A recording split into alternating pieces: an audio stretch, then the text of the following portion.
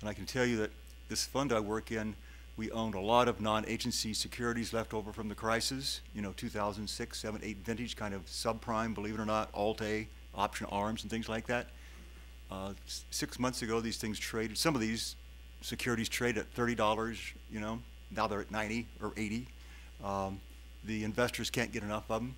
And part of that is a feedback loop of, oh, prices are going up. Oh, much more than we thought they were. So our expected losses are much lower than they're going to be. So therefore, these securities are worth a lot more than we thought they were. So there is a bubble going on in the non-agency world right now. Believe it or not, it's hard to believe, but it is. Now, what happened here?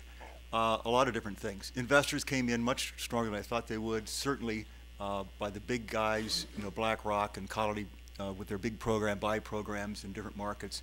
That surprised me. I didn't think it was going to happen. So REO to rental is a big part of what's driving this market.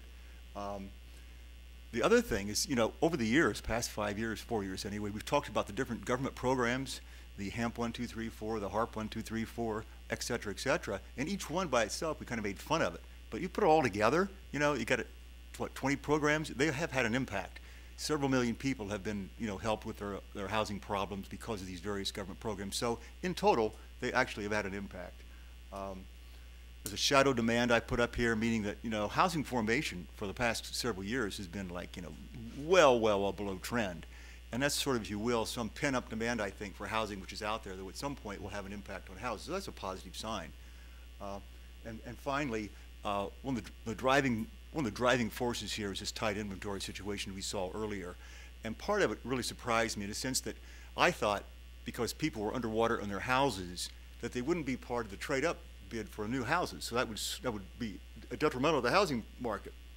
It turns around, it's just a flip side of that. These people aren't putting their houses on the market, and so there's a really short inventory throughout the country. A lot of it's because people may want to move, but they're still underwater. I think it's like 25% are still underwater, so these people are holding out. And as we know about virtuous cycles and vicious cycles, this is a virtuous one. Prices go up. I think my house is going to go up next year, so I'm going to hang in there. As do the banks. Some of the banks are saying, oh, well, there's no reason to rush the foreclosure.